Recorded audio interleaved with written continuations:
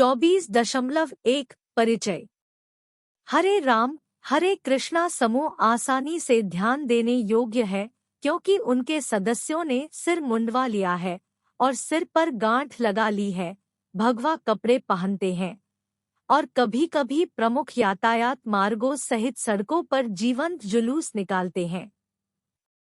इन जुलूसों के दौरान वे तबला और तंबोरा जैसे संगीत वाद्य यंत्र बजाते हैं और नाचते गाते और घूमते हुए हरे कृष्ण मंत्र का जाप करते हैं। इससे ऐसा लग सकता है कि वे चीजों को गंभीरता से नहीं ले रहे हैं, लेकिन यह सच्चाई से बहुत दूर है। हरे कृष्ण समूह, जिसे इस्कॉन कृष्ण चेतना के लिए अंतर्राष्ट्रीय सोसाइटी के रूप में भी जाना जाता है, एक गहन पारंपरिक आंदोलन है जिसने दुनिया के पश्चिमी और पूर्वी दोनों हिस्सों में लोकप्रियता हासिल की है। वे शाकाहार का सख्ती से पालन करते हैं, शराब से परहेज करते हैं और उच्च नैतिक मानकों को बनाए रखते हैं। वे ब्रह्मचारी जीवन जीते हैं और भगवान कृष्ण की सेवा में कई घंटे समर्पित करते हैं, जिन्हें वे भक्ति के अंतिम स्रोत के रूप में देखते हैं। वे भगवान कृष्ण को भगवान मानते हैं और उसी के अनुसार उनकी पूजा करते हैं। हरे कृष्ण या इस्कॉन की नींव आध्यात्मिक गुरुओं की एक लंबी कतार में निहित है, जिन्होंने एक महत्वपूर्ण अवधि के लिए अपनी शिक्षाओं को एक पीढ़ी से दूसरी पीढ़ी तक पहुंचाया है। वे एक परंपरा का पालन करते हैं, जिसे परंपरा कहा जाता है, जो शिक्षकों की एक वंशावली है। इस परंपरा के अंतर्गत 4 शिष्य उत्तराधिकार हैं, जिन्हें संप्रदाय कहा जाता है। हरे कृष्ण समूह ब्रह्मा संप्रदाय से संबंधित है, जिसके बारे में माना जाता है कि इसकी शुरुआत स्वयं भगवान कृष्ण ने की थी। इस संप्रदाय के भीतर विभिन्न शाखाएं और विभाग हैं और इस्कॉन 16वीं शताब्दी में श्री चैतन्य महाप्रभु द्वारा स्थापित शाखा से संबंधित है। अध्याय 24.2 आंदोलन के लक्ष्य। यहाँ मुख्य विचार यह सुनिश्चित करना है कि आध्यात्मिक परंपरा वैष्णव की सभी शिक्षाएं पूरी तरह से प्राथमिक शिष्य या नए शिक्षक को दी जाती है। फिर यह व्यक्ति इन वैष्णव शिक्षाओं को भविष्य की पीढ़ियों तक पढ़ाने, उनका विस्तार करने और उन्हें आगे बढ़ाने की जिम्मेदारी निभाता है। जो लोग इस भक्ति में प्रमुख हो जाते हैं, उन्हें आचार्य के रूप में जाना जाता है, जो व्यावहारिक और सैद्धांतिक दोनों पहलुओं में संप्रदाय के मुख्य प्रशिक्षक के रूप में कार्य करते हैं। कुछ उल्लेखनीय आचार्य हैं। श्री चैतन्य महाप्रभु, वृंदावन के 6 गोस्वामी, भक्ति सिद्धार्थ सरस्वती ठाकुर, एसी भक्ति वेदांत स्वामी प्रभुपाद। अब आइए इस्कॉन पर ध्यान दें, जिसका अर्थ है कृष्ण चेतना के लिए अंतर्राष्ट्रीय सोसाइटी। इसकी स्थापना 1966 में स्वामी श्रील प्रभुपाद ने की थी। तब से इस्कॉन 10,000 मंदिरों, समर्पित अनुयायियों और लगभग 2,50,000 सामूहिक भक्तों के साथ एक वैश्विक समाज बन गया है। इस्कॉन, जिसे हरे कृष्ण आंदोलन के नाम से जाना जाता है, दुनिया भर में 350 केंद्र, 60 ग्रामीण समुदाय, 50 स्कूल और 60 रेस्तरां संचालित करता है। यह स्पष्ट है कि इस आंदोलन का पैमाना काफी व्यापक है, खासकर यह देखते हुए कि इसके संस्थापक श्रील प्रभुपाद का निधन हो चुका है। इस्कॉन का प्राथमिक मिशन, जो खुद को एक गैरसांप्रदायिक, एकेश्वरवादी आंदोलन के रूप में पहचानता है, भगवद गीता और प्राचीन ग्रंथों की शिक्षाओं के आधार पर कृष्ण चेतना प्रदान करके समाज की भलाई को बढ़ावा देना है। अब आइए इस्कॉन आंदोलन के 7 उद्देश्यों पर नजर डालें। सबसे पहले, इस्कॉन का लक्ष्य समग्र रूप से समाज में आध्यात्मिक ज्ञान और आध्यात्मिकता का प्रसार करना है। लक्ष्य लोगों को आध्यात्मिक शिक्षा प्रदान करना है, इस प्रकार मूल्यों को बहाल करने, विश्व शांति प्राप्त करने और एकता को बढ़ावा देने में मदद करना है। उनके मिशन का दूसरा भाग भगवद गीता और श्रीमद् भागवतम में प्रकट कृष्ण चेतना को बढ़ावा देना और स्थापित करना है। यह ध्यान रखना महत्वपूर्ण है कि भगवद गीता वह मौलिक पाठ है जिसका इस्कॉन पालन करता है और सिखाता है, क्योंकि यह सीधे श्री कृष्ण से संबंधित है। तीसरा, इस्कॉन कृष्ण की पूजा पर केंद्रित समाज के सदस्यों के बीच एकता की भावना पैदा करना चाहता है। उनका उद्देश्य जागरूकता पैदा करना है कि समाज में प्रत्येक व्यक्ति भगवान कृष्ण का हिस्सा है और इस तरह वे सभी भाई बहन हैं जिन्हें कृष्ण की पूजा करते हुए सद्भाव से रहना चाहिए। इस्कॉन का चौथा उद्देश्य संकीर्तन आंदोलन को बढ़ावा देना और सिखाना है, जिसमें कृष्ण के नाम का सामूहिक जप शामिल है। यह प्रथा श्री कृष्ण के बाद वंश के एक प्रमुख आध्यात्मिक शिक्षक चैतन्य महाप्रभु की शिक्षाओं का पालन करती है। इस्कॉन एक बड़ी सुविधा का निर्माण करने की भी इच्छा रखता है, जहां कृष्ण लीला के दिव्य नाटकों और लीलाओं का मंचन किया जा सके। इस्कॉन की शिक्षाओं का एक और पहलू सरल और प्राकृतिक जीवन शैली को प्रोत्साहित करना है। अंत में, इन लक्ष्यों को पूरा करने के लिए इस्कॉन का लक्ष्य अपनी शिक्षाओं और सिद्धांतों को व्यापक दर्शकों तक प्रसारित करने के लिए किताबें, पत्रिकाएं, पैम्फलेट और अन्य साहित्य प्रकाशित करना है। इस्कॉन वैष्णव दर्शन का पालन करता है। यह इस बात पर जोर देता है कि पूर्ण सत्य को समझने की यात्रा आध्यात्मिक जीवन की शुरुआत का प्रतीक है। इस्कॉन और हरे राम की दृष्टि में कृष्ण सर्वोच्च भगवान है। हालांकि यह स्वीकार करता है कि भगवान को विभिन्न नामों से जाना जाता है, जैसे विष्णु, राम, यहोवा, बुद्ध, अल्लाह और भी बहुत कुछ। गौध्य वैश्यवाद का प्राथमिक लक्ष्य, जिसे इस्कॉन अपनाता है, सर्वोच्च ईश्वर के लिए प्रेम पैदा करना है। इस दर्शन के अनुसार आध्यात्मिक रूप से इच्छुक होने के लिए आत्मसमझ आवश्यक है। स्वयं को समझे बिना ईश्वर की ओर बढ़ना संभव नहीं है।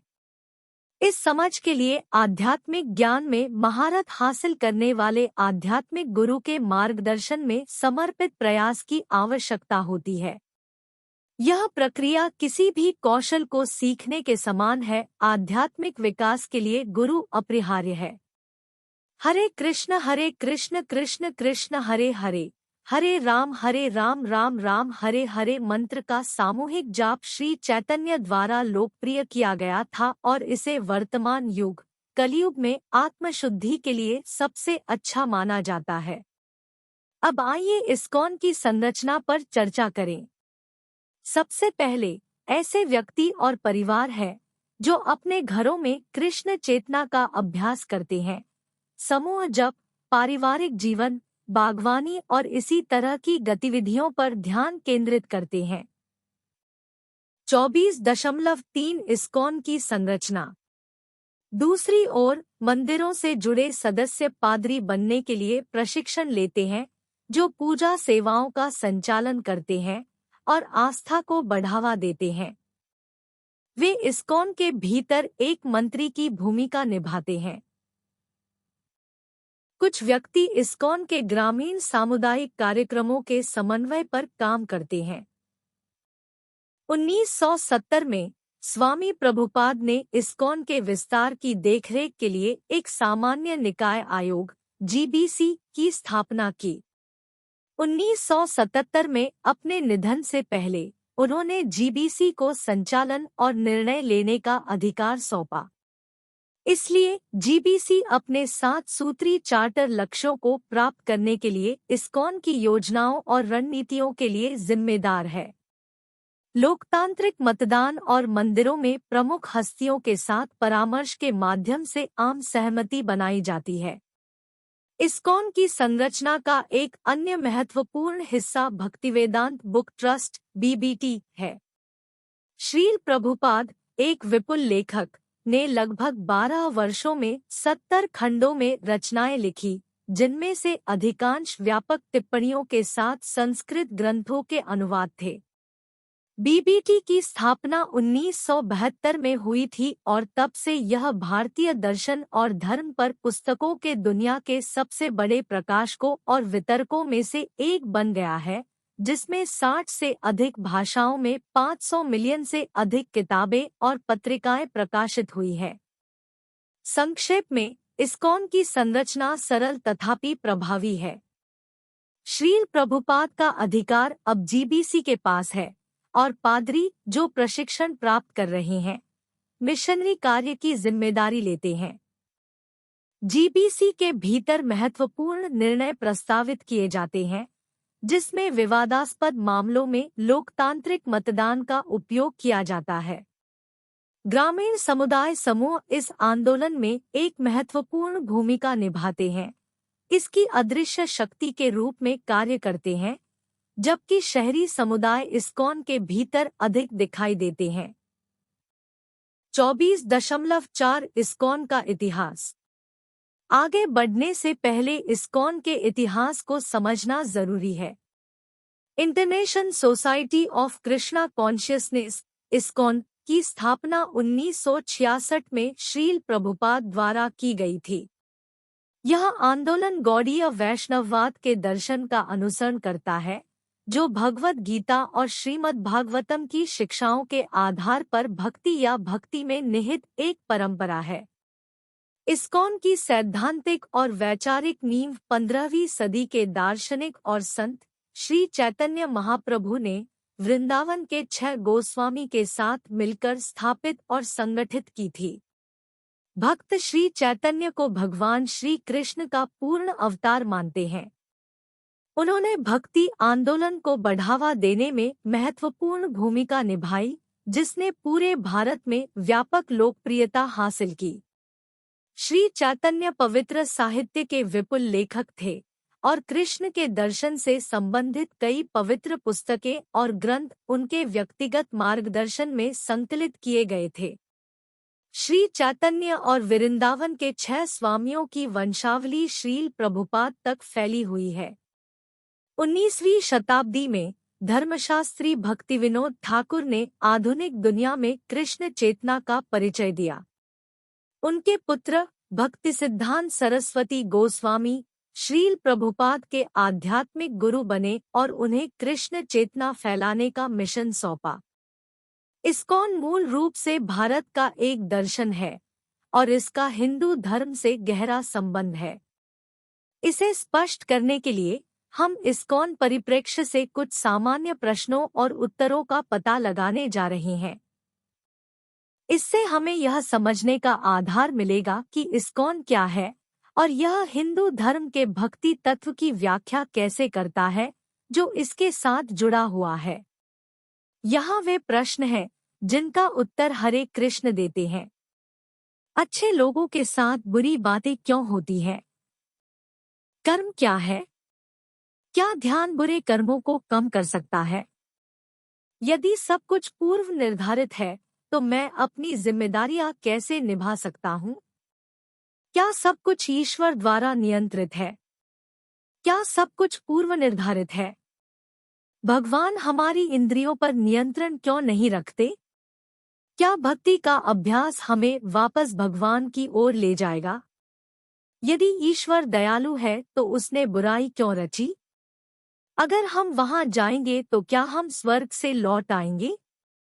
क्या हम अपनी इच्छाओं और विचारों को नियंत्रित कर सकते हैं? हम ईश्वर पर विश्वास कैसे रख सकते हैं? ईसा मसीह के बारे में इस्कॉन का क्या दृष्टिकोण है? क्या पशु बलि स्वीकार्य है? यदि हम कृष्ण भावनामृत का पालन नहीं करते तो क्या जीवन व्यर्थ है? हम आध्यात्मिक रूप से प्रबुद्ध शिक्षक को कैसे पहचान सकते हैं? हम कैसे बता सकते हैं कि किसी ने आध्यात्मिक सत्य का अनुभव किया है? क्या सभी आत्मसाक्षात्कारी व्यक्ति आध्यात्मिक मार्गदर्शक हो सकते हैं? क्या केवल आचार्य ही ईश्वर के प्रत्यक्ष प्रतिनिधि हैं? एक भक्त को जीवित आध्यात्मिक गुरु की आवश्यकता कब और क्यों महसूस होती है? क्या शिष्य और गुरु के बीच का बंधन शाश्वत है? क्या इस दुनिया में सच्चा प्यार मौजूद है? बहुत से लोग अक्सर इस तरह के और इसी तरह के प्रश्न पूछते हैं। दस्तावेज में उत्तर नहीं है, लेकिन यह स्पष्ट है कि कृष्ण चेतना योग के सिद्धांतों का अध्ययन हमें छात्रों के रूप में अपने स्वयं के उत्तर खोजने में मदद कर सकता है। इसमें सहायता के लिए हम इस्कॉन के दर्शन और इस दुनिया में रहने के समाजशास्त्र की व्याख्या करेंगे। इन शिक्षाओं का अध्ययन करने से इन सभी प्रश्नों और इसी प्रकार के प्रश्नों का समाधान हो जाएगा। 24.5 आधुनिक योग जप के रूप में योग। गीता में श्री कृष्ण अष्टांग योग नामक योग पद्धति का वर्णन करते हैं, जिसमें 8 भाग होते हैं। इसका अभ्यास करने के लिए व्यक्ति को एक विशिष्ट मुद्रा में बैठना होगा, आहार संबंधी प्रतिबंधों का पालन करना होगा, अपनी श्वास पर नियंत्रण रखना होगा और मन को शांत करना होगा। योगी को हृदय चक्र पर ध्यान केंद्रित करना चाहिए और हृदय के भीतर विष्णु की कल्पना करनी चाहिए। अष्टांग योग में कई आवश्यक शर्तें हैं, जिनमें आत्मनियंत्रण और सांस और विचार नियंत्रण जैसे विभिन्न नियम शामिल हैं। तभी कोई अपने हृदय में सचमुच विष्णु की कल्पना कर सकता है। जब अर्जुन ने श्री कृष्ण से योग के इस रूप के बारे में सुना तो वह आश्चर्यचकित हो गया और अष्टांग योग के अष्टांगिक मार्ग का पालन करने की अपनी क्षमता पर संदेह किया। उनका मानना था कि यह असंभव है। न केवल नियम और प्रतिबंध चुनौतीपूर्ण थे, बल्कि आसन को पूर्ण करने में भी वर्षों लग गए। एक सिद्ध आसन के बिना इंद्रियों और सांस को नियंत्रित करने के लिए व्यायाम का अभ्यास करना मुश्किल था, जिससे एकाग्रता और ध्यान प्राप्त होता है। बॉक्स 24.1 अष्टांग योग। श्रील प्रभुपाद बताते हैं कि वास्तव में अष्टांग योग का अष्टांगिक मार्ग अव्यावहारिक नहीं है। वह इस बात पर जोर देते हैं कि यदि यह वास्तव में अव्यावहारिक होता तो श्री कृष्ण इसका वर्णन और प्रचार नहीं करते। श्रील प्रभुपाद बताते हैं कि जो एक व्यक्ति के लिए आसान और व्यावहारिक है, वह दूसरे के लिए असंभव हो सकता है। यह सब सापेक्ष है। गीता में इस विशिष्ट वार्तालाप में अर्जुन आम आदमी की अपनी समस्याओं और जिम्मेदारियों का प्रतिनिधित्व करता है। वह स्वयं को समाज से अलग करके किसी गुफा या जंगल में ध्यान नहीं कर सकता।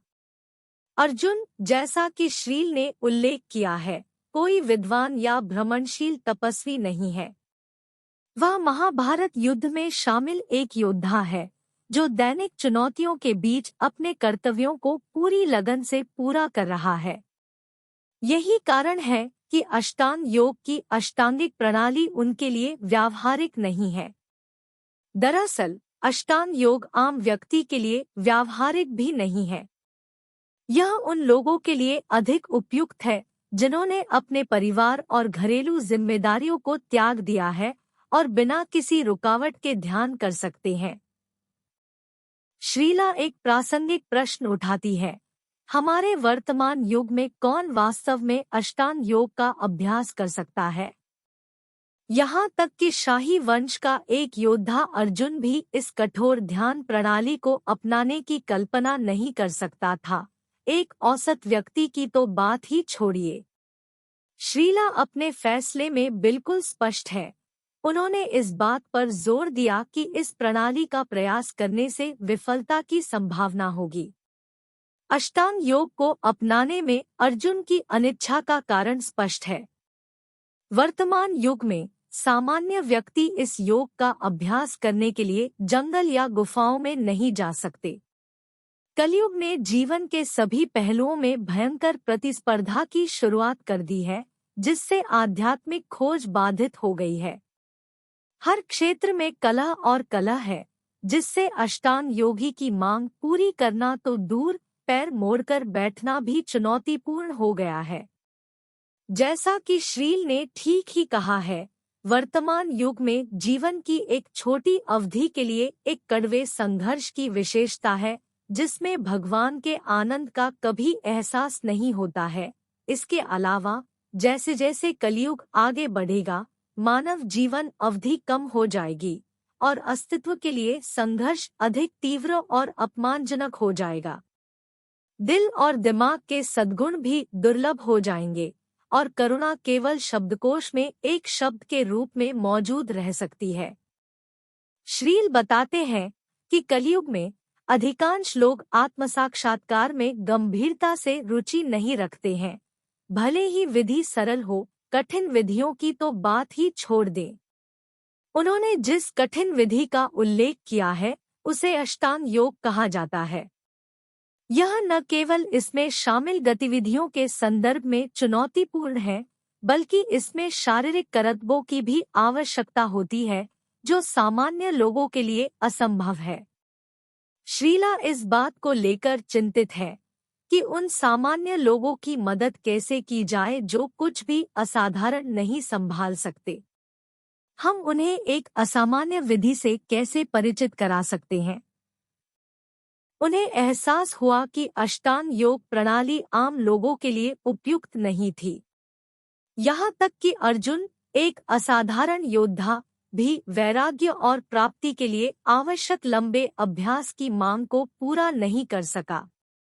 तो ऐसा लगा कि यह प्रणाली असाधारण क्षमताओं वाले बहुत कम व्यक्तियों के लिए थी। श्रील बताते हैं कि जैसे जैसे सतयुग से लेकर द्वापर युग और त्रेता युग तक समय बीतता गया, मनुष्यों की आयु कम होती गई।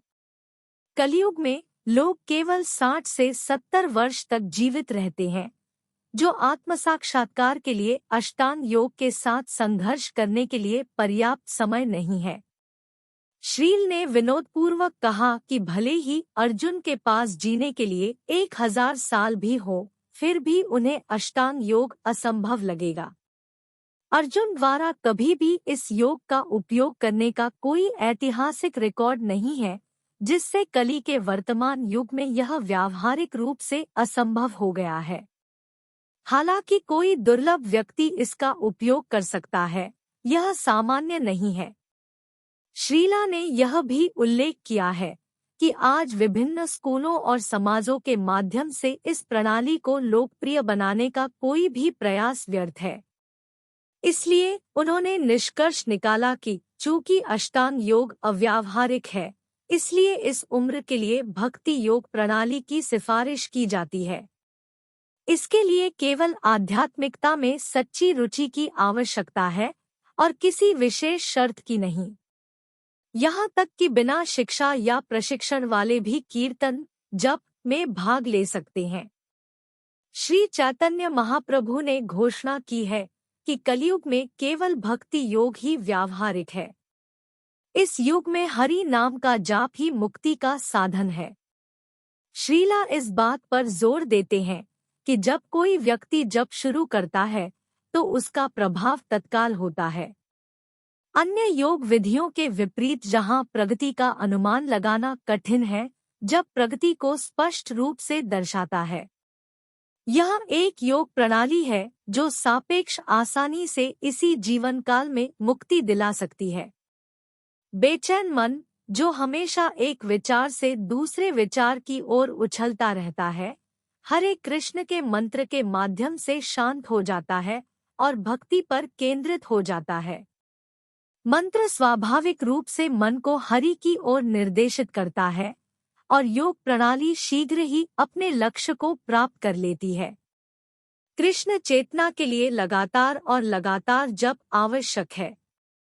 जैसा कि बीटल्स के जॉर्ज हैरिसन, जो इस्कॉन के सदस्य थे, ने कहा, हर कोई कृष्ण की तलाश कर रहा है। कुछ को एहसास नहीं है कि वे हैं, लेकिन वे हैं। कृष्ण भगवान है, जो कुछ भी मौजूद है उसका स्रोत है। प्रत्येक विचार, शब्द और कर्म के माध्यम से भगवान की सेवा करके और उनके पवित्र नामों का जाप करके भक्त में शीघ्र ही ईश्वर चेतना विकसित हो जाती है। हरे कृष्ण कृष्ण कृष्ण हरे हरे, हरे राम राम राम, हरे हरे का जाप करने से व्यक्ति अनिवार्य रूप से कृष्ण चेतना में पहुंच जाता है। अंत में यह खंड कलयुग में मुक्ति के लिए जप की आवश्यकता और प्रभावशीलता पर जोर देता है। 24.6 भगवान कृष्ण पर श्री इस्कॉन अपने सार्वजनिक भक्ति मंत्रों और भक्तों की विशिष्ट पोशाक, मुंडा सिर और धोती पहनने के लिए जाना जाता है। इन दृश्य प्रथाओं से परे भक्तों के कार्यों का मार्गदर्शन करने वाली एक गहन सामाजिक विचारधारा और दर्शन मौजूद है। उनका उत्सव कृष्ण पर केंद्रित है, जिन्हें वे सर्वोच्च देवत्व मानते हैं, जिसे गीत और नृत्य के माध्यम से व्यक्त किया जाता है। इस्कॉन के संस्थापक स्वामी प्रभुपाद कृष्ण को सर्वोच्च परम सत्य मानते हैं।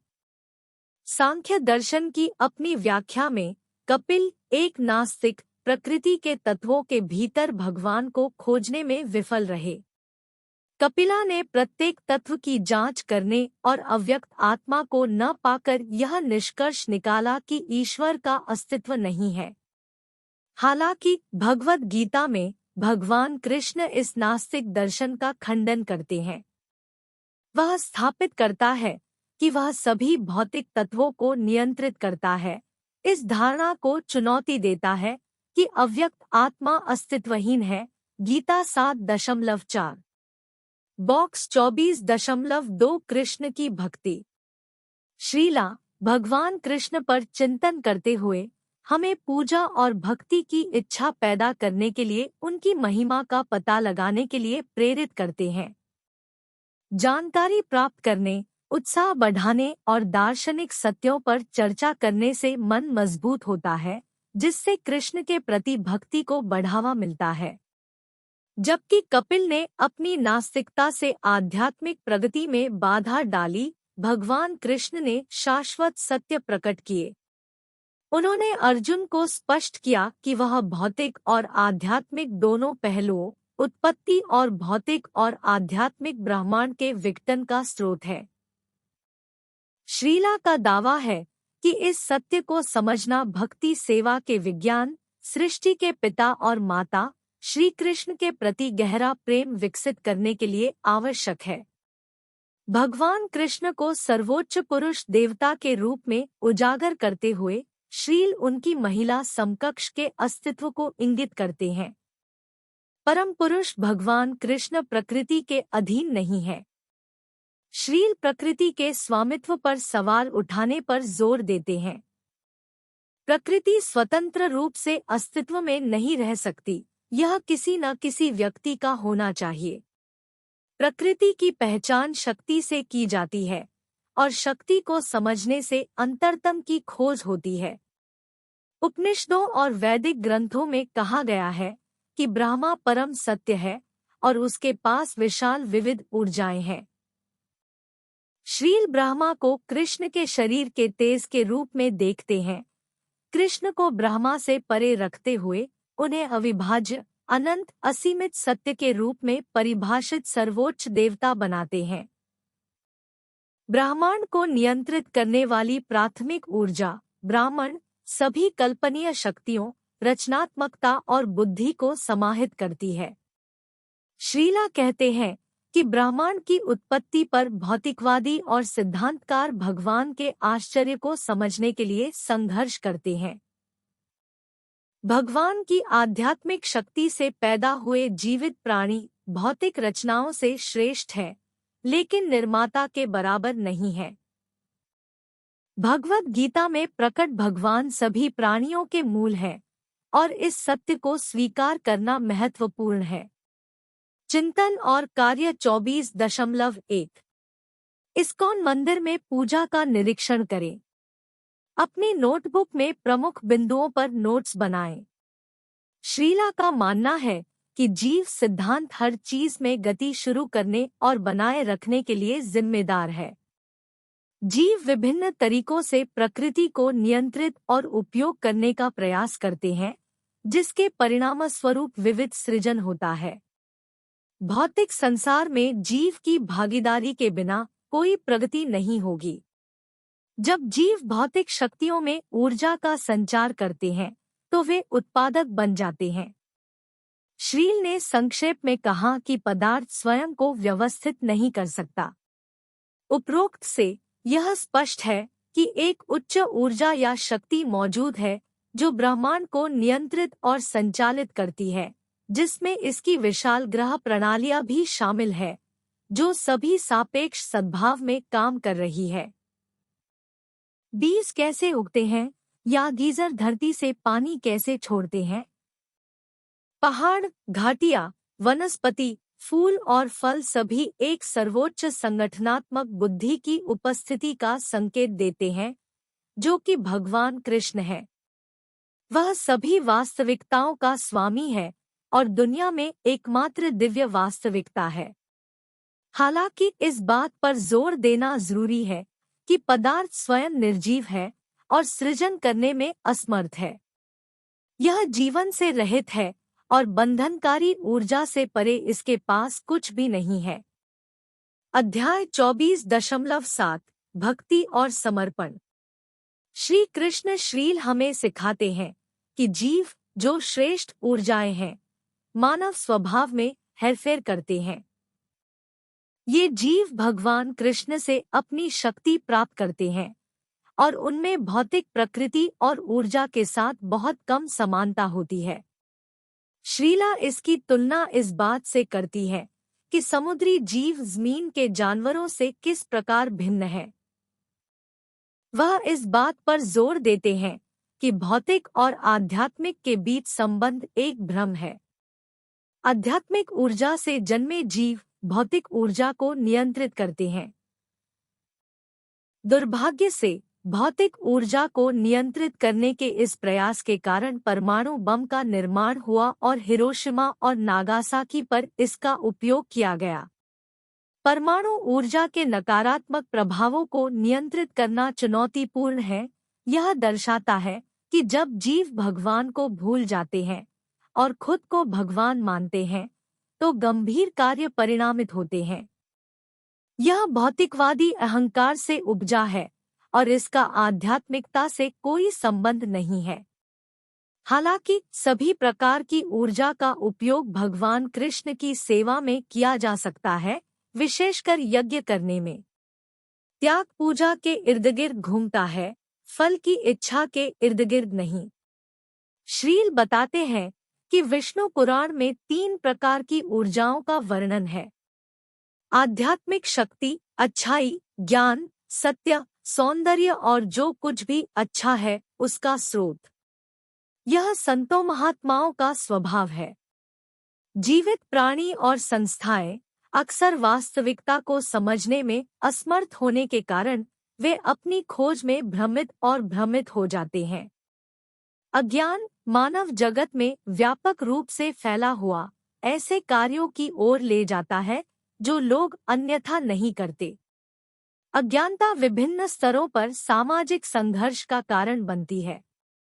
कृष्ण के नाम और हरे राम मंत्र का जाप अज्ञानता को दूर करने और ज्ञान की ओर ले जाने में मदद करता है।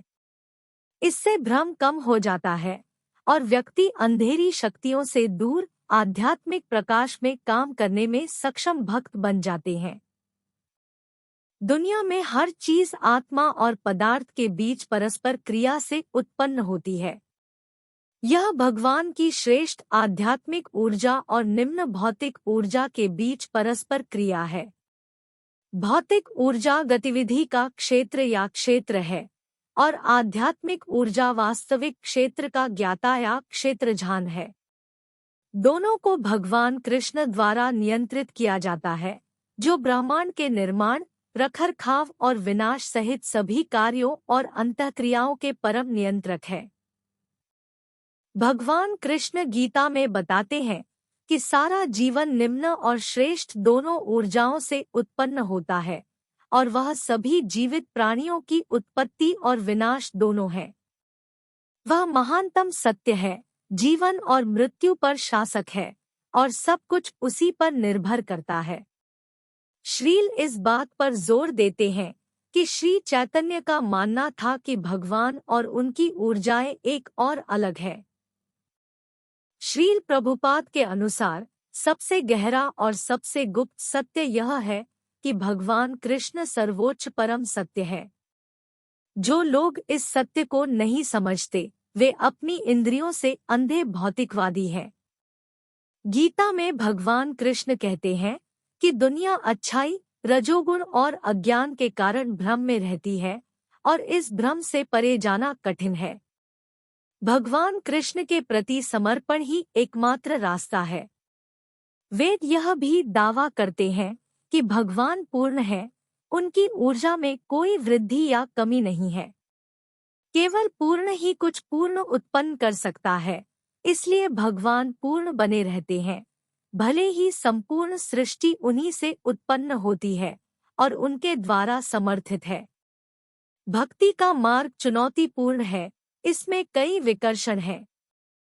माया, भगवान की माया की शक्ति लोगों को गुमराह करती है। भगवान कृष्ण के प्रति समर्पण ही इसका उपाय है और ऐसा न करना घोर पाप है।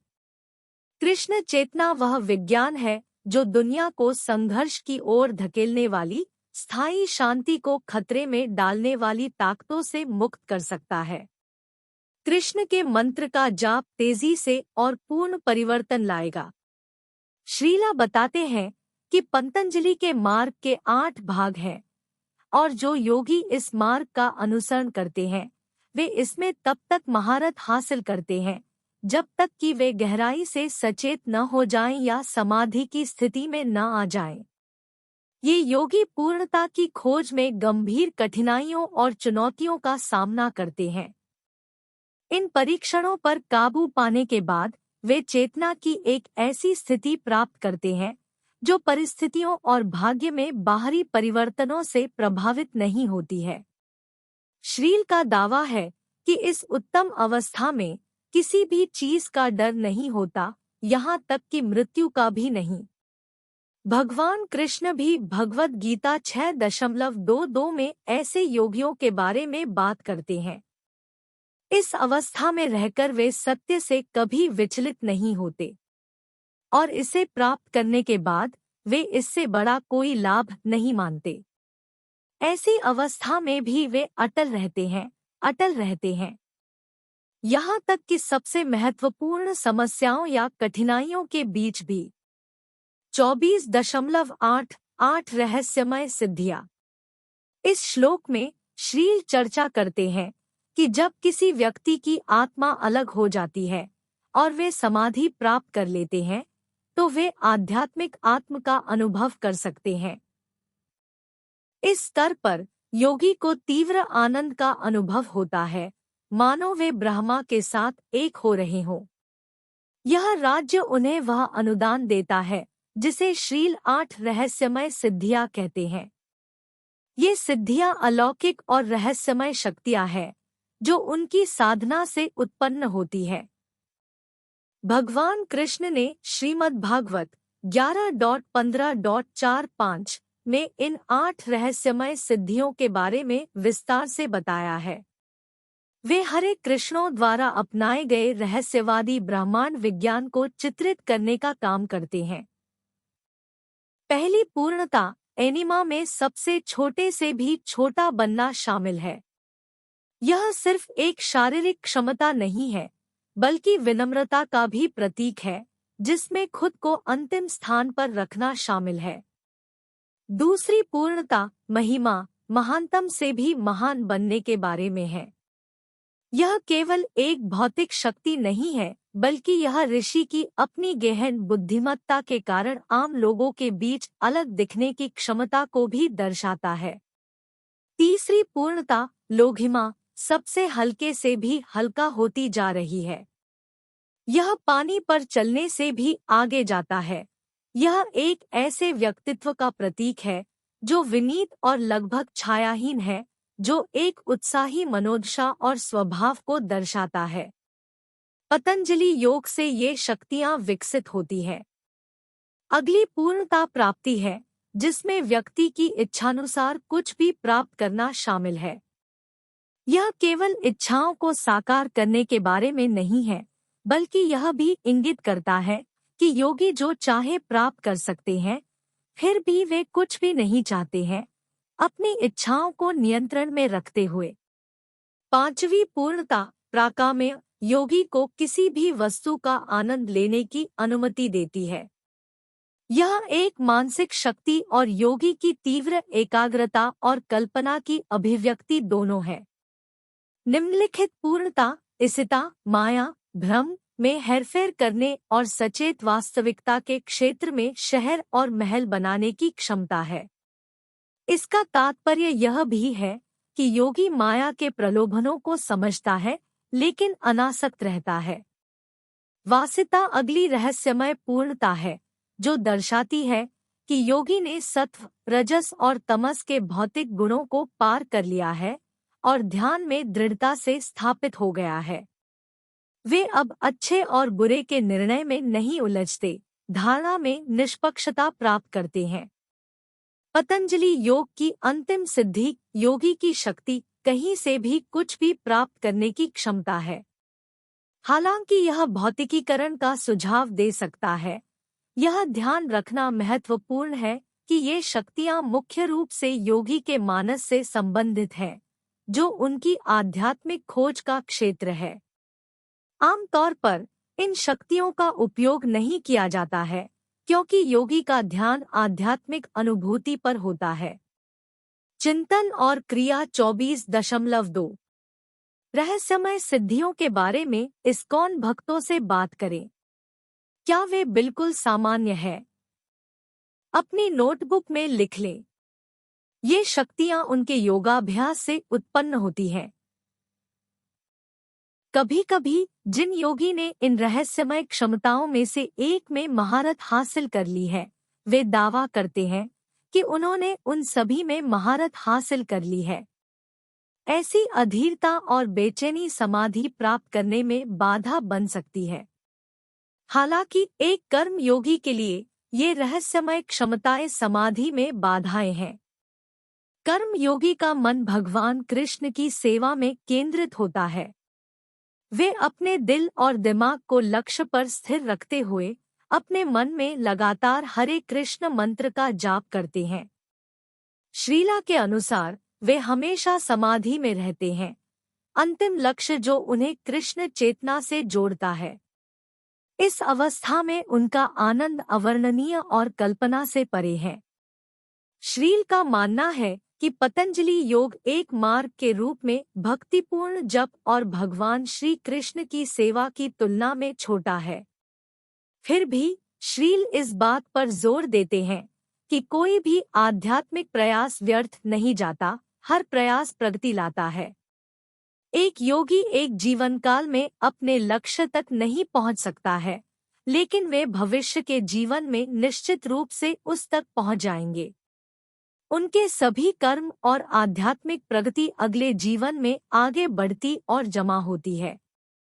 इसके विपरीत जब कोई भौतिकवादी व्यक्ति मरता है तो उसकी संपत्ति पीछे छूट जाती है और उसके पास कोई आध्यात्मिक संपत्ति नहीं होती, यह सब शून्य और शून्य हो जाता है। हरे कृष्ण भक्त मन और शरीर की सीमाओं से परे एक अलग स्तर पर काम करते हैं। उनकी कृष्ण चेतना अन्य सभी से आगे निकल जाती है और साझा लक्ष्य श्री कृष्ण के दिव्य क्षेत्र में वापस जाने का एक आनंदमय मार्ग प्रशस्त करती है। अब आइए भक्तिपूर्वक भगवान की सेवा पर चर्चा करें।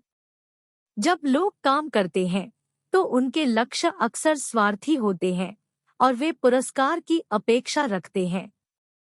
हालांकि इस प्रकार के कार्य को भक्तिपूर्ण या बलिदानपूर्ण नहीं माना जाता है। सच्चा भक्ति कार्य वह है जब कोई व्यक्ति अपना सब कुछ भगवान श्री कृष्ण को समर्पित कर दे। ऐसे कार्यों में भविष्य के कर्मों के कोई बीज नहीं होते हैं और कार्य भौतिक क्षेत्र से परे चले जाते हैं। यज्ञीय कार्य करने वाला व्यक्ति विचारशील होता है और प्रत्येक कार्य भगवान को समर्पित करता है। इस तरह वे भगवान के करीब आते हैं और खुद को आध्यात्मिक रूप से शुद्ध करते हैं। अमीर बनने या व्यक्तिगत इच्छाओं को पूरा करने के इरादे से काम करना कोई उत्कृष्ट या बलिदानपूर्ण कार्य नहीं है।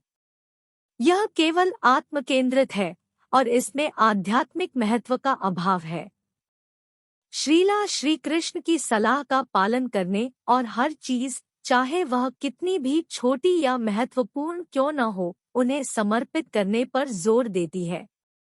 जब कोई कहता है मेरा हर कार्य और हर सांस श्री कृष्ण को समर्पित है, तो वे त्याग की भावना अपनाते हैं। यह दृष्टिकोण वास्तविक और शुद्ध आध्यात्मिक कार्यों की ओर ले जाता है। ऐसा व्यक्ति न केवल भगवान को बल्कि अपने प्रियजनों को भी प्रिय होता है। श्री कृष्ण अपने भक्तों को चेतावनी देते हैं कि इस संसार में सफलता के लिए आध्यात्मिक कर्म आवश्यक है। एक शुद्ध व्यक्ति जो अपने मन और इंद्रियों को नियंत्रित करता है, वह बिना उलझे काम कर सकता है, क्योंकि वह भगवान को अपना सब कुछ बलिदान कर देता है। इसके विपरीत जो लोग कामुक सुख की तलाश करते हैं और उनमें लिप्त रहते हैं, वे चेतना की निचली अवस्था में गिर जाते हैं। उनका प्रत्येक कार्य उन्हें नकारात्मक कर्म से बांधता है। यह प्रभु द्वारा कुछ आत्माओं का पक्ष लेने या नापसंद करने के बारे में नहीं है, यह प्राकृतिक नियमों का परिणाम है। जो लोग भौतिक प्रलोभनों का विरोध करते हैं, वे मोक्ष के लिए अपनी भावना को मजबूत करते हैं, जो अंततः ब्रह्मा की शुद्ध आत्मा में विलीन हो जाता है, जहाँ श्री कृष्ण मूल में निवास करते हैं। इस संसार में रहते हुए ईश्वर को भूल जाना एक विपत्ति है, क्योंकि यह व्यक्ति को शुरू से ही बर्बाद कर देता है। बलिदान के लिए ईश्वर के प्रति जागरूकता और चेतना की आवश्यकता होती है। भगवद गीता 5.14 स्पष्ट करती है कि हमारे शरीर के भीतर की आत्मा कार्यों या उनके परिणामों को बनाने के लिए जिम्मेदार नहीं है। ये प्रकृति के गुणों की अंतःक्रिया से प्रभावित होते हैं। 24.9 भक्ति के प्रकार और भक्त। इस अध्याय में हम विभिन्न प्रकार के कार्यों और लोगों पर चर्चा करते हैं, जिन्हें निम्नानुसार वर्गीकृत किया गया है। सात्विक गुण, इन व्यक्तियों के इरादे शुद्ध होते हैं और ये अत्यधिक धार्मिक होते हैं। वे अनावश्यक झगड़ों और प्रतिस्पर्धा से बचते हैं। वे विचार या कार्य में अपनी श्रेष्ठता का दावा नहीं करना चाहते और विनम्र हैं। ऐसे लोग अपने कर्मों को श्री कृष्ण को समर्पित करते हैं और आध्यात्मिक मार्ग के लिए प्रयास करते हैं। राजसिक गुण, इस स्वभाव वाले लोग सुखवादी होते हैं, आनंद और रोमांच की तलाश में रहते हैं। वे अक्सर नशे और लोलुपता की इच्छाओं से प्रेरित होते हैं। उनका ध्यान व्यक्तिगत संतुष्टि पर है, न कि दूसरों की भलाई पर। तामसिक गुण, ये व्यक्ति आलसी, अकर्मण्य और आलसी होते हैं। उनमें आत्मसुधार और आध्यात्मिक विकास के लिए प्रयास करने की प्रेरणा का अभाव है। कृष्ण कर्म योगी बनने के महत्व पर जोर देते हैं। कोई ऐसा व्यक्ति जो उन कार्यों के परिणामों से जुड़े बिना अच्छे कर्म करने के सच्चे इरादे से कार्य करता है। वह समझाते हैं कि जो लोग उसके बारे में पूरी तरह से जागरूक हैं, उसे बलिदानों के अंतिम प्राप्तकर्ता और सभी जीवित प्राणियों के शुभचिंतक के रूप में पहचानते हैं, आध्यात्मिक शांति प्राप्त करते हैं। यह स्पष्ट है कि श्री कृष्ण के भक्तों को राजसिक और तामसिक कार्यों से दूर रहना चाहिए।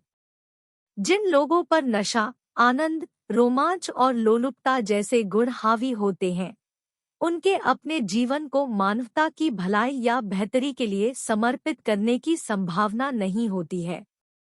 हालांकि यह ध्यान रखना महत्वपूर्ण है कि लोगों के पास अलग अलग स्वभाव होते हैं और कृष्ण चेतना उन लोगों के लिए प्राप्य नहीं हो सकती है जो भगवान के नाम के लिए प्रयास करते हुए खुद को बेहतर बनाने और जीवन की चुनौतियों का सामना करने का प्रयास करने के लिए तैयार नहीं है। योग, जो भगवान के साथ मिलन का प्रतीक है, सांसारिक विकर्षणों से हटने और कोई भी कार्य करने से पहले ध्यान में संलग्न होने के बाद ही प्राप्त किया जा सकता है। कृष्ण आगे इस बात पर जोर देते हैं कि एक सच्चा रहस्यवादी वह है जो अपने काम के परिणामों से जुड़ा नहीं है और त्याग की भावना के साथ अपने कर्तव्यों का पालन करता है। यह काम को पूरी तरह से टालने के बारे में नहीं है, बल्कि सही दृष्टिकोण और इरादे के साथ काम करने के बारे में है। कर्मयोगी समझता है कि उनके कार्य भगवान और 3 भौतिक गुणों से प्रभावित होते हैं। इसलिए वे अपने कर्मों को भगवान को समर्पित करके त्याग देते हैं। उनका मन हमेशा भगवान कृष्ण पर रहता है और वे कृष्ण से जुड़े रहने के लिए हरे कृष्ण मंत्र का जाप करते हैं। इससे वे शांत और प्रसन्न रहते हैं। उनका मानना है कि भगवान बिना किसी भेदभाव के सूर्य की किरणों की तरह सभी पर समान रूप से चमकते हैं। ये सच्चे कर्म योगी भगवान के प्रति समर्पित होते हैं और पूर्णता की स्थिति तक पहुँचते हुए अपना सब कुछ, यहाँ तक कि अपने शरीर भी, उन्हें समर्पित कर देते हैं। उन्हें अलौकिक शक्तियाँ और समझ प्राप्त होती है। अब आइए भगवद गीता की व्याख्या के अनुसार भगवान की भक्ति पर श्रील प्रभुपाद के विचारों पर चर्चा करें। श्रील प्रभुपाद के अनुसार गीता का संदेश सीधा और समझने में आसान है। उनका मानना है कि वैकल्पिक व्याख्याओं के लिए कोई जगह नहीं है। इसकी सार्वभौमिक प्रयोज्यता है और यह किसी विशिष्ट देश या संदर्भ तक सीमित नहीं है। श्रील प्रभुपाद के अनुसार भगवान के भक्त दुनिया भर में पाए जाते हैं, जो श्री कृष्ण की शिक्षाओं का पालन करते हुए एक अद्वितीय आध्यात्मिक समुदाय बनाते हैं। वह इस बात पर जोर देते हैं कि ईश्वर किसी विशेष समूह या वर्ग का विशेष अधिकार नहीं है। गीता का संदेश सार्वभौमिक है और इसका पालन कोई भी कर सकता है, क्योंकि भगवान कृष्ण ने घोषणा की थी कि समाज के अल्पसंख्यक और हाशिए पर रहने वाले वर्ग भी पूजा के माध्यम से मुक्ति प्राप्त कर सकते हैं। श्रील प्रभुपाद इस बात पर भी प्रकाश डालते हैं कि गीता के कुछ हिस्सों, विशेषकर जाति विभाजन से संबंधित हिस्सों की अक्सर गलत व्याख्या की जाती है। गीता बताती है कि श्रम का विभाजन भौतिक परिस्थितियों से निर्धारित होता है और 4 सामाजिक विभाजन, बुद्धिजीवी, प्रशासक, व्यापारी, मजदूर, भगवान कृष्ण द्वारा बनाए गए हैं। श्रील प्रभुपाद इस बात पर जोर देते हैं कि किसी की जाति या वर्ग का निर्धारण योग्यता से होना चाहिए, न कि केवल जन्मसिद्ध अधिकार से। वह इसकी तुलना केवल जन्मसिद्ध अधिकार के बजाय योग्यता के आधार पर उच्च पद प्राप्त करने से करते हैं। भौतिक प्रकृति के 3 गुणों रजस, तमस, सत्व से प्रभावित दुनिया में सामाजिक वर्ग हमेशा अस्तित्व में रहे हैं। श्रील प्रभुपाद का कहना है कि जाति या वर्ग के निर्धारण के लिए जन्म एकमात्र मानदंड नहीं होना चाहिए, इसके बजाय किसी की योग्यता से उसका वर्गीकरण निर्धारित होना चाहिए। वह इसकी तुलना सभी देशों में मौजूद चिकित्सा और डॉक्टरों जैसी आवश्यक सेवाओं से करते हैं। इसी तरह 4 वर्ग सभी संस्कृतियों में मौजूद हैं। आज की दुनिया में एक डॉक्टर का बच्चा होने का मतलब यह नहीं है कि आप एक प्रशासक बन जाएंगे, ठीक उसी तरह जैसे एक प्रशासक का बच्चा होने का मतलब यह नहीं है कि आप एक प्रशासक बन जाएंगे। यह सभी 4 वर्गों के लोगों पर लागू होता है और इसका मतलब यह नहीं है कि बच्चे स्वचालित रूप से अपने माता-पिता की भूमिकाओं से बंधे होते हैं। इसलिए जाति के पूरे विचार को, जैसा कि परंपरागत रूप से समझा जाता है, श्रीला द्वारा चुनौती दी गई है। हमें जाति को एक देश तक सीमित या एक निश्चित अर्थ वाली चीज के रूप में नहीं सोचना चाहिए। समाज में विभाजन, जैसा कि गीता में वर्णित है, दुनिया भर में समान है। श्रीला किसी की जाति को विरासत में देने के विचार की आलोचना करते हैं, जहां बच्चों से अपने माता-पिता के व्यवसाय का अनुसरण करने की अपेक्षा की जाती है। उनका मानना है कि यह भारतीय संस्कृति को प्रतिबंधित करता है और संकीर्ण सोच वाला है। उनका मानना है कि इस दृष्टिकोण से बहुत नुकसान हुआ है और ब्राह्मणों की संस्कृति का प्रसार करना अधिक लाभदायक होता। श्रील बताते हैं कि वर्णाश्रम धर्म, जिसमें 4 आध्यात्मिक आदेश और वर्ग शामिल हैं, या तो राक्षसी या पारलौकिक हो सकता है। ये दोनों बिल्कुल अलग है। सामाजिक विभाजन सार्वभौमिक है और एक जानकार व्यक्ति किसी भी समाज में 4 वर्गों की पहचान और चर्चा कर सकता है। बुद्धिजीवी सभी समाजों में मौजूद होते हैं और समाज की विचारधारा को प्रभावित करते हैं। प्रशासक यह सुनिश्चित करते हैं कि समाज में सब कुछ सुचारू और निष्पक्ष रूप से चले। व्यापारी सभी समाजों में पाए जाते हैं, व्यापार और व्यवसाय का प्रबंधन करते हैं। सभी समाजों में मजदूर भी हैं, जो निर्माण, रखरखाव और समाज के अन्य भौतिक पहलुओं में शामिल है।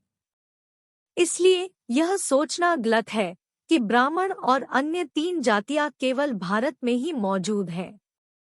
शास्त्रों में कहा गया है कि कलयुग में हर कोई शूद्र पैदा होता है और योग्यता ही मायने रखती है। यह ध्यान रखना महत्वपूर्ण है कि श्रीला जाति का एक उत्कृष्ट दृष्टिकोण प्रस्तुत करते हैं, इसकी देशविशिष्ट प्रकृति पर सवाल उठाते हैं। हालांकि समाजशास्त्री के रूप में हमें यह याद रखना चाहिए कि भारत में जाति या जाति व्यवस्था अभी भी मौजूद है। हम जाति पर चर्चा कर सकते हैं, लेकिन हमें इसे वर्ण से अलग करना चाहिए। केवल 4 वर्ण या वर्ग हैं, लेकिन भारत में ग्रामीण और शहरी दोनों तरह की हजारों जातियां या जातियां हैं, जो विवाह जैसे निर्णयों में महत्वपूर्ण भूमिका निभाती है। निष्कर्ष: हम इस स्थिति को इस प्रकार संक्षेप में प्रस्तुत कर सकते हैं। आत्माएं अपने कर्म के आधार पर बेहतर या बदतर परिस्थितियों का अनुभव करती हैं। श्री चैतन्य चरितामृत मध्य 19.151 में भगवान बताते हैं कि जीवित प्राणी अपने विभिन्न प्रकार के कर्मों के आधार पर भगवान की रचना के भीतर विचरण करते हैं। कुछ आत्माएं उच्च चेतना प्राप्त कर लेती हैं, जबकि अन्य चेतना में कमी का अनुभव करती है। अनगिनत भटकती आत्माओं में से केवल कुछ भाग्यशाली लोग ही भगवान कृष्ण की कृपा से वास्तविक आध्यात्मिक गुरु के संपर्क में आते हैं।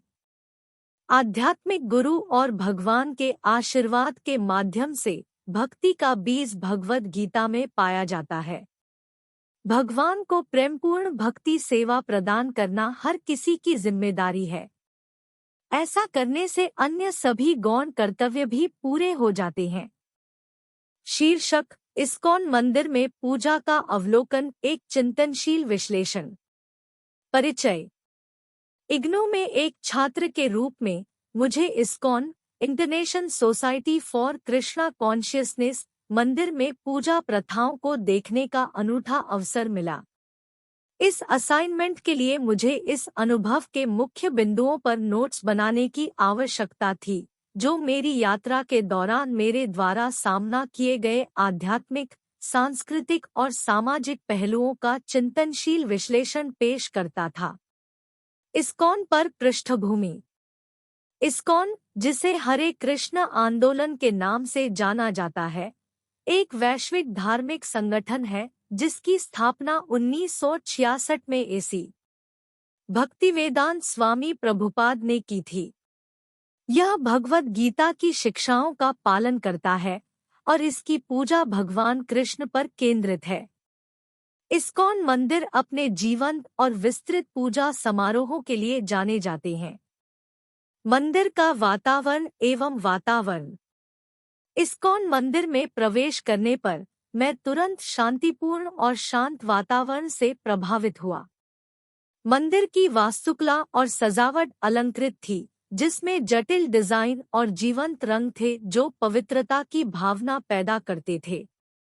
मंदिर स्वच्छ और सुव्यवस्थित था, जिससे इसका आध्यात्मिक माहौल और भी बढ़ गया। कीर्तन, सामूहिक गायन। इस्कॉन मंदिर की पूजा का सबसे मनोरम पहलुओं में से एक कीर्तन था, जो सामूहिक गायन का एक रूप था। भक्त एक हॉल में एकत्र हुए और बड़े उत्साह और भक्ति के साथ हरे कृष्ण मंत्र का जाप किया। मृदंग, एक पारंपरिक ढोल की लयबद्ध थाप और हारमोनियम की मधुर धुनों ने हवा को आनंद और आध्यात्मिक ऊर्जा की भावना से भर दिया। कीर्तन ने एक एकीकृत शक्ति के रूप में कार्य किया, जो विविध पृष्ठभूमि के लोगों को सामंजस्यपूर्ण तरीके से एक साथ ला रहा था। आरती, पूजा, अनुष्ठान। आरती समारोह मेरी यात्रा का एक और मुख्य आकर्षण था। भगवान कृष्ण के विग्रह को सुंदर वस्त्रों और आभूषणों से सजाया गया था। पुजारी द्वारा भगवान को धूप, दीप, जल और फूल अर्पित करने से माहौल भक्तिमय हो गया।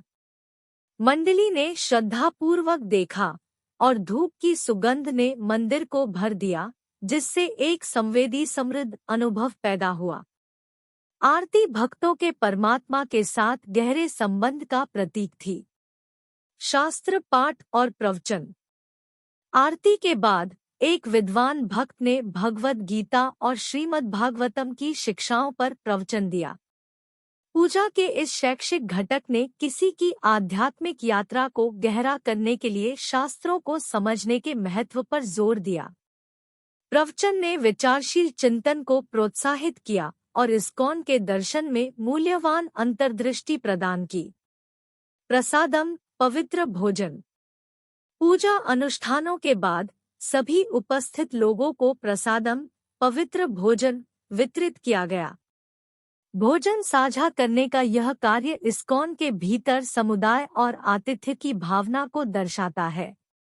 प्रसादम स्वादिष्ट था और इसे खाने का कार्य भगवान कृष्ण के साथ आध्यात्मिक संवाद जैसा महसूस हुआ। ड्रेस कोड और शील। मंदिर का एक उल्लेखनीय पहलू भक्तों और आगंतुकों दोनों द्वारा अपनाई जाने वाली पोशाक संहिता और विनम्रता थी। भक्तों ने पारंपरिक भारतीय पोशाक पहनी और कई महिला भक्तों ने साड़ियां पहनी। आगंतुकों से अपेक्षा की गई कि वे अपने कंधे और पैरों को ढंकते हुए शालीन कपड़े पहने। विनम्रता पर इस जोर ने आध्यात्मिक शुद्धता पर मंदिर के फोकस को मजबूत किया। समावेशिता और विविधता। पारंपरिक भारतीय आध्यात्मिकता में निहित होने के बावजूद मैंने जिस इस्कॉन मंदिर का दौरा किया वह उल्लेखनीय रूप से समावेशी और विविध था। भक्त और आगंतुक विभिन्न सांस्कृतिक पृष्ठभूमियों, युगों और जीवन के क्षेत्रों से आए थे। मंदिर की शिक्षाएं और प्रथाएं सांस्कृतिक सीमाओं को पार कर गईं, जिससे यह वैश्विक दर्शकों के लिए सुलभ हो गया। समुदाय और फेलोशिप। अपनी पूरी यात्रा के दौरान मैं इस्कॉन भक्तों के बीच समुदाय और भाईचारे की भावना से प्रभावित हुआ। उन्होंने एक दूसरे का गर्मजोशी से स्वागत किया और मेरे जैसे आगंतुकों के साथ बातचीत करने के लिए उत्सुक थे। अपनेपन और एकता की यह भावना उनके विश्वास की ताकत और उनकी साझा आध्यात्मिक यात्रा की शक्ति का प्रमाण थी। निष्कर्ष।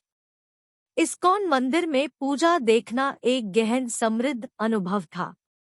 जीवंत कीर्तन, विस्तृत आरती, ज्ञानवर्धक प्रवचन और समुदाय की भावना ने मुझ पर एक अमिट छाप छोड़ी।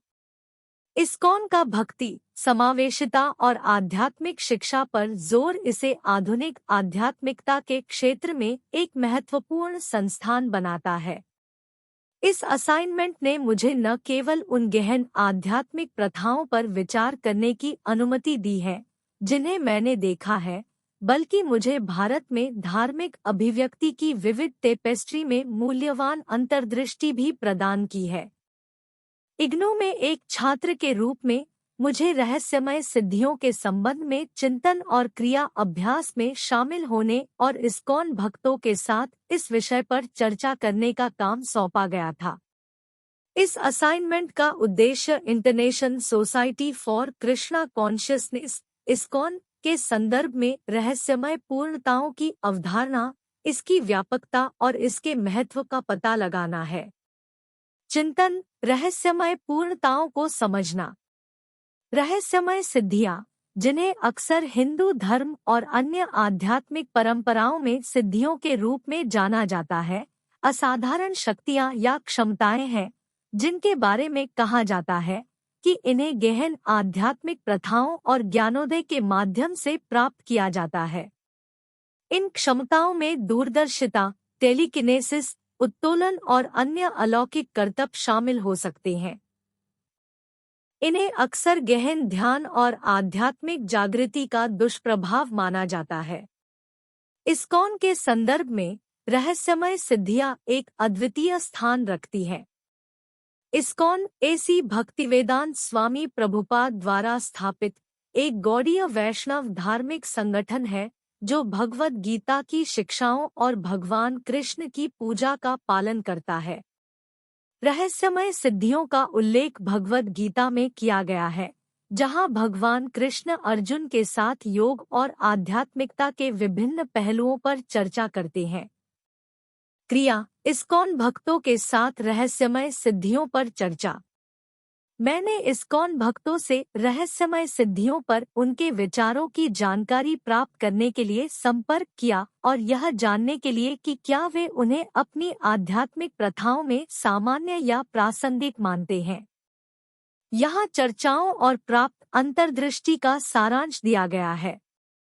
इस्कॉन शिक्षाओं में रहस्यमय सिद्धियाँ।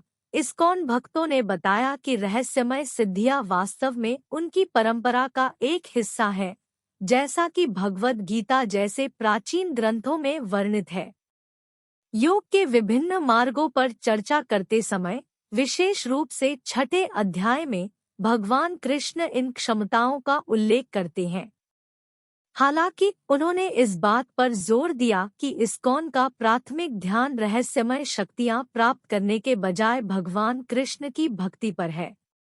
रहस्यमय सिद्धियों का उद्देश्य। भक्तों ने इस बात पर प्रकाश डाला कि इस्कॉन की शिक्षाओं के अनुसार रहस्यमय सिद्धियों का उद्देश्य शक्ति या प्रतिष्ठा की तलाश करना नहीं है, बल्कि भगवान और मानवता की सेवा में इन क्षमताओं का उपयोग करना है।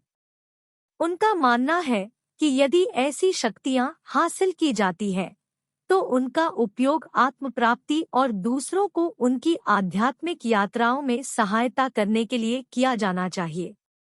रहस्यमय सिद्धियां प्राप्त करना। भक्तों ने साझा किया कि रहस्यमय सिद्धियां प्राप्त करना इस्कॉन के भीतर एक सामान्य लक्ष्य नहीं है। इसके बजाय वे हरे कृष्ण मंत्र का जाप और शास्त्रों का अध्ययन जैसी प्रथाओं के माध्यम से भक्ति विकसित करने को प्राथमिकता देते हैं।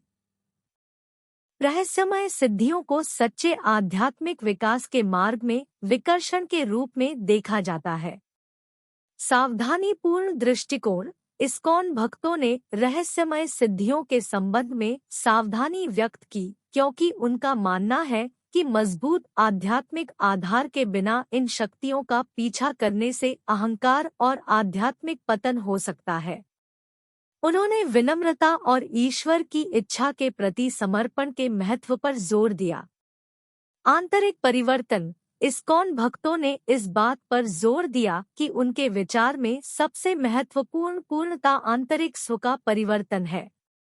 उनका मानना है कि जैसे जैसे व्यक्ति भगवान कृष्ण के प्रति अपनी भक्ति में आगे बढ़ते हैं, उनमें स्वाभाविक रूप से करुणा, विनम्रता और निस्वार्थता जैसे गुण विकसित होते हैं, जो बाहरी शक्तियों से अधिक मूल्यवान है। समुदाय और समर्थन। इस्कॉन एक सहायक आध्यात्मिक समुदाय के महत्व पर जोर देता है। भक्तों ने उल्लेख किया कि ऐसे समुदाय का हिस्सा बनकर व्यक्ति अपनी आध्यात्मिक यात्रा पर मार्गदर्शन और प्रोत्साहन प्राप्त कर सकते हैं, जिससे रहस्यमय सिद्धियों की खोज में भटकने की संभावना कम हो जाती है। अंत में इस्कॉन भक्तों के साथ मेरी चर्चाओं से यह स्पष्ट था कि यद्यपि उनकी परंपरा में रहस्यमय सिद्धियों को स्वीकार किया जाता है, लेकिन वे केंद्रीय फोकस नहीं है। इसके बजाय प्राथमिक जोर भगवान कृष्ण की सेवा में भक्ति, विनम्रता और निस्वार्थता पैदा करने पर है। रहस्यमय पूर्णताओं को संभावित विकर्षणों के रूप में देखा जाता है और सावधानी के साथ संपर्क किया जाता है। इस्कॉन के भीतर अंतिम लक्ष्य अलौकिक शक्तियों का अधिग्रहण नहीं है, बल्कि परमात्मा के साथ गहरे संबंध की ओर आंतरिक स्व का परिवर्तन है। यह आध्यात्मिक विकास और इसके सदस्यों और समग्र मानवता की भलाई के लिए संगठन की प्रतिबद्धता को दर्शाता है।